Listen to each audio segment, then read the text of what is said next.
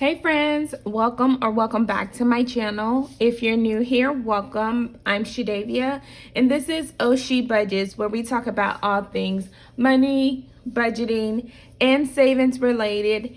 If you enjoy budgeting content like Budget With Me, cash stuffings, or savings challenges, then go ahead and give this video a like, subscribe to my channel, and turn on the notification bell so you don't miss any of my future uploads. By the title of today's video, you guys can see I am doing my Budget With Me for my first paycheck for the month of June. I am on a low income budget, and so if you are on a low income as well or just need help with managing your money, then I'm going to show you guys how I actually am planning my budget for these next 2 weeks, since I am paid on a bi-weekly basis. But let's just go ahead and get straight into the numbers. So if you're new to my channel, then I do have a separate account that I actually put my mortgage, phone, and insurance in. And so between the two checks, I actually put $452 into that a separate account for now. And that will change if something fluctuates, like my mortgage change or my insurance change or phone bill, then I'll adjust that number. But for now, I am putting $452 into that account. So once those funds actually go into that separate account, then from my paycheck, I am left with $993.97 that I am able to budget for my bills for this pay period, my cash envelopes, and any savings that I'm doing for the month. And so I did recently refinance my car loan, and so that did bring my payment down just a little bit, but I do split my car payment in half. So on the first paycheck, I'll pay half, and then the second, I'll pay the other half.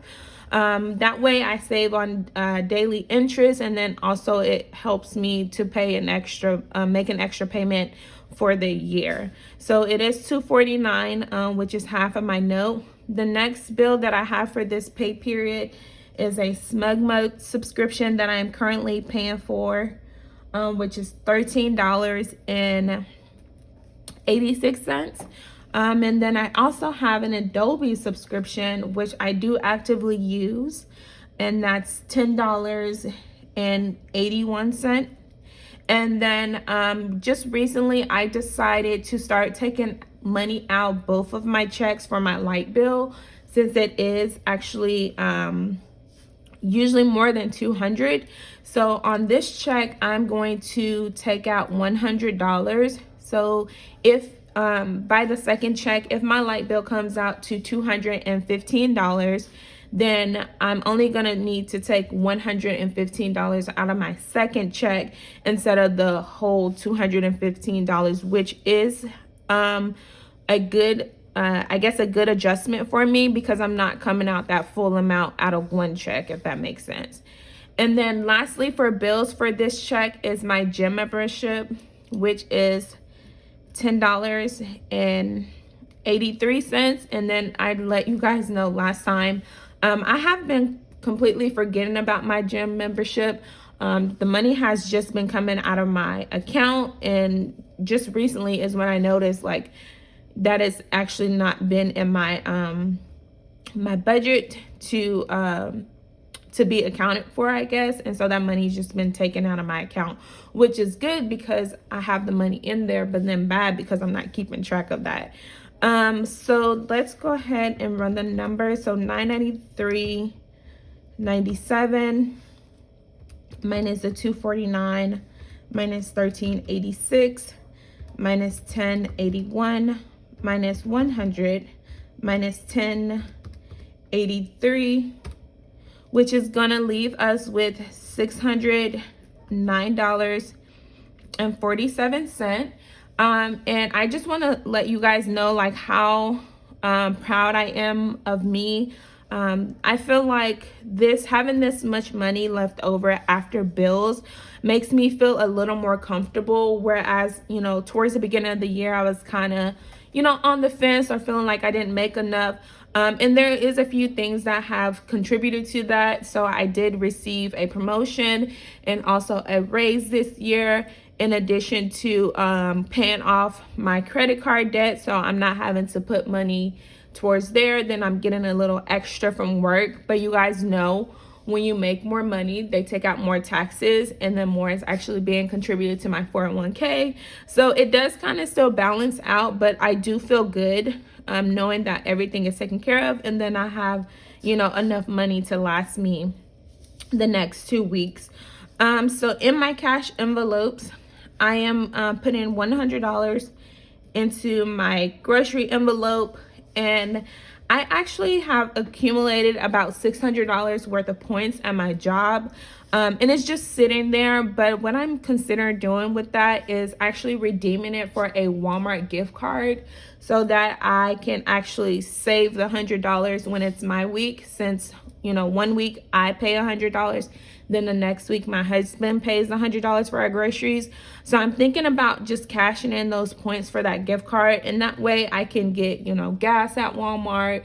I can also get my groceries at Walmart, any home decor, like anything. I mean, I feel like you can get everything at Walmart. So I am considering doing that, but for right now I have not. So I'm gonna go ahead and budget that $100 for groceries. For gas, this pay period is a little more, which is $74 versus the $70 I've been doing.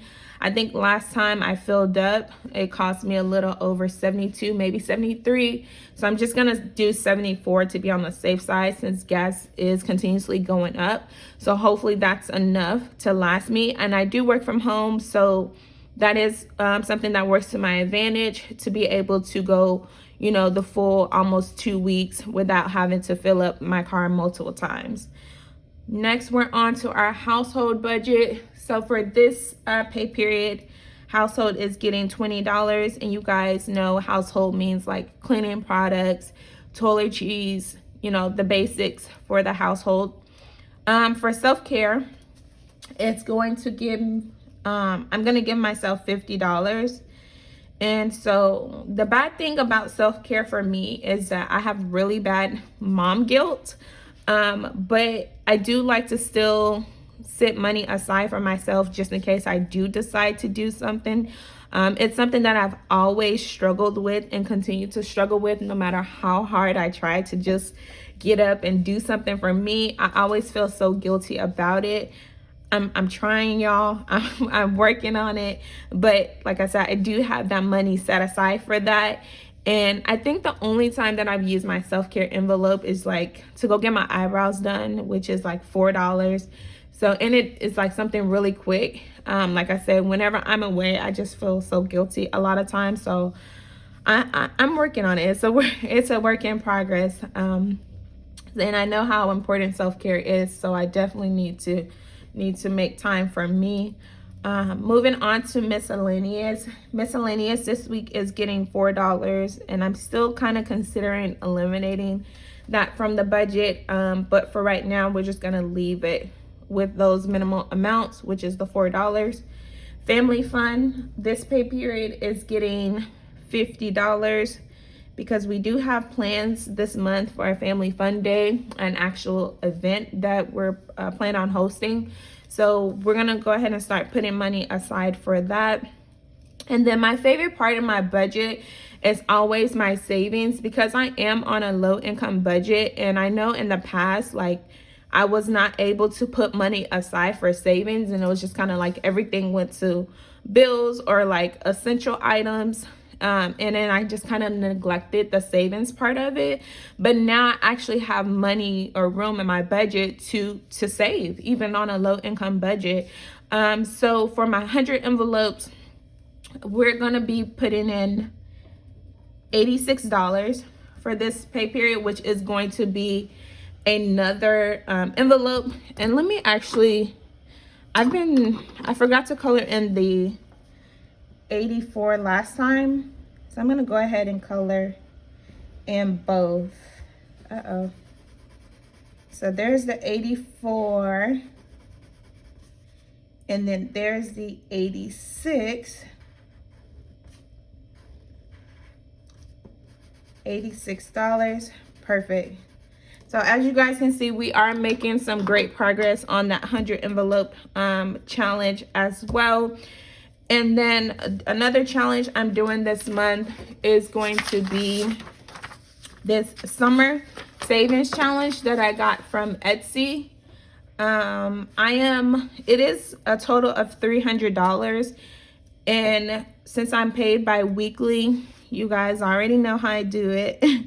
So I am putting $150 towards this savings challenge. I'm gonna come back and color these at the end, just simply because I don't know which ones I'm gonna color in, and I have to calculate $150. But 150 is going into the summer savings challenge. My sinking funds, it's getting $25. So that's going to consist of things like birthdays, vacation, car maintenance. And I think in one of my next videos, I'm going to do a sinking fund cash stuffing, because I do have funds that I need to allocate for that. But this pay period, I'm giving it $25. And the most exciting part of this budget with me is this last line item right here, which is my Roth IRA. Y'all, I just opened up my Roth IRA to start investing, and I'm so proud of me. I'm so proud of me. I finally did it. It's something that I've always wanted to do, and now I'm able to do that to prepare myself, a little bit more for my future retirement, and just, getting started. And so the amount that I'm going to put into my Roth IRA may not seem like a lot. It's baby steps for me. So I opened up the account. Now I need to put some funds in there. And so for this pay period, I am putting my first $50 into my Roth IRA account. I'm not sure if I'll be able to max it out at the $6,000, but it is going to be high on my priority list. Right now, I'm kind of shifting my focus to rebuild my emergency fund. Since every time it seems like we encounter an emergency, $1,000 is just enough. But I want to make sure that, we have a little padding there. So I am going to start rebuilding that with the goal of $1,500. And once I achieve that goal, then I'll kind of move on to my next goal that way. But let's see, this should bring us down to a zero-based budget. So 609 minus 100 minus 74 minus 20 minus 50 minus 4 minus another 50 minus 86, 150, 25, and another 50. So that does bring us down to a zero-based budget for our next 2 weeks. And yeah, that's pretty much it for today's video. Like I said, if you have not subscribed to my channel, please consider doing so. Thank you guys, as always, for your time and supporting my channel. And I'll see you guys in my next video. Bye.